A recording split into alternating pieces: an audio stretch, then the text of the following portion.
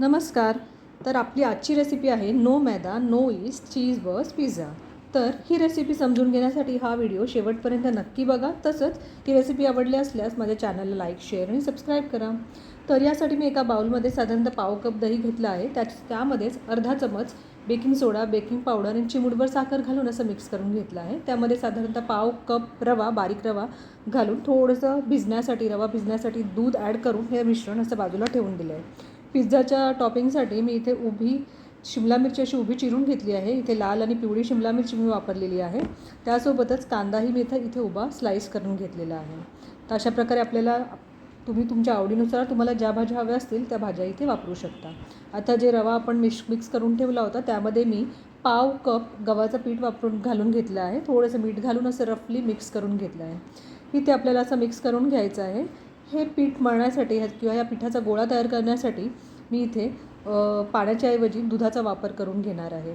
अशा प्रकारे आपला हा पिठाचा गोळा तयार झालेला आहे. आता आपण ज्या टॉपिंगसाठी भाज्या वापरणार आहोत त्या मी इथे फ्राय करून घेत आहे. कारण भाज्या जर आपण फ्राय करून नाही घेतल्या तर आपण हा पिझ्झा ॲक्च्युली तव्यामध्ये करणार आहोत, तर त्या भाज्या थोड्या कच्च्या राहू शकतात. त्यासाठी मी असं तेल घालून ज्या काही भाज्या चिरून घेतल्या होत्या त्या अशा हलक्या फ्राय करून घेतलेल्या आहेत. या टॉपिंगमध्ये मी चिकन वापरलेलं आहे, तर इथे बोनलेस चिकन घालून घेतलेलं आहे मी. त्यासोबतच चिली फ्लेक्स आणि ओरेगॅनो घालून असं मिक्स करून घेतलं आहे. इथे आपल्याला चिकन शिजवून घ्यायचं आहे. तर आता आपल्याला हे चिकन वाफेवर शिजवून घ्यायचं आहे. साधारणतः 5 ते 8 मिनटामध्ये हे चिकन चांगलं सॉफ्ट होतं. पण आता ह्या चिकनला जे पाणी सुटलेलं आहे ते आपल्याला पूर्ण ड्राय करून घ्यायचं आहे. त्यानंतर आता आपण इथे जे पिठाचा गोळा करून घेतला होता, मळून घेतला होता, तर त्या पिठाचे मी साधारणतः 4 छोटे छोटे गोळे करून घेतले आहेत. त्याच्यामध्ये 2 मोठे आणि 2 साधारणतः छोटे गोळे करून घेतलेले आहेत. आता इथे मोठा गोळा मी असा लाटून घेतलेला आहे. जसं आपण पोळी लाटतो तसा इथे आपल्याला लाटायचा आहे. पण चपातीसारखं किंवा पोळीसारखा एकदम पातळ न लाटता थोडासा मीडियम थिक ठेवायचा आहे. ही पोळी बाजूला ठेवून घेते. त्यासोबतच इथे छोटी पोळी पण लाटून घेतली आहे. या छोट्या पोळीला आपल्याला असं पॅनवर जसं आपण चपाती शेकून घेतो तसं शेकून घ्यायचं आहे. दोन्ही साईडनी चांगलं रोस्ट करून घेतल्यावरती आता आपण जे मोठी चपाती लाटून या मोठी पोळी लाटून घेतली होती त्याच्यामध्ये मी इथे प्लेन अमूलचं चीज स्प्रेड करून वापरलेलं आहे. तर इथे मी चीज स्प्रेड वापरलेला आहे. तुम्ही जर हवं असल्यास चीज स्लायसेस किंवा चीज क्यूब्स ग्रेट करून पण इथे वापरू शकता.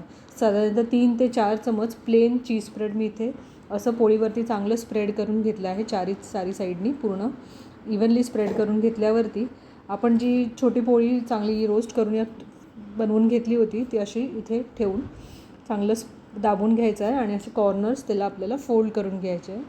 तर हे असं सगळ्या चारी साईडने आपल्याला गोलाकार असे फोल्ड करून घ्यायचे आहेत सगळे कॉर्नर्स. आता ह्या पोळीवरती आपल्याला पिझ्झा सॉस स्प्रेड करून घ्यायचं आहे चमच्यानी. तर चांगलं स्प्रेड करून घ्यायचं आहे. आणि आता ही जी पोळी आपण साईडनी फोल्ड करून घेतली आहे त्याला तव्यावरती ठेवण्याआधी आपल्याला त्याचे चारही कॉर्नर जे राऊंड कॉर्नर्स आहेत त्याला थोडंसं ऑइलनी ब्रश करून घ्यायचं आहे. जी आपण भाजी तयार करून घेतली होती उभी शिमला मिरची आणि चिकन वगैरे घालून ती ह्याच्यावर या पिझ्झा सॉसवरती स्प्रेड करून त्यासोबतच इथे साधारणतः 2 ते 3 चीज क्यूब्स मी असे इथे ग्रेट करून घेतलेले आहेत ग्रेटरनी. तर इथे चीजचं प्रमाण तुम्ही तुमच्या आवडीनुसार कमी जास्त करू शकता. आज आपण हा जो पिझ्झा बेक करणार आहोत त्यासाठी आपण इथे ओव्हन न वापरता एक पॅन ओव्हर पॅन मेथडनी हा पिझ्झा आपण इथे बेक करणार आहोत.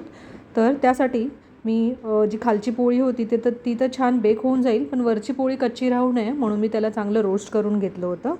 आता आपलं इथे चीज ग्रेट करून झालं आहे. तसा खाली एक पॅन ठेवून वरती दुसरा छोटा पॅन ठेवून त्याच्यावरती बटर पेपर ठेवून अशा प्रकारे आपला पिझ्झा बेक करून घेतला आहे. गरम असतानाच या पिझ्झ्यावरती चिली फ्लेक्स आणि ओरेगॅनो घालून घेऊया आणि आता आपला पिझ्झा इथे सर्व करण्यासाठी रेडी आहे.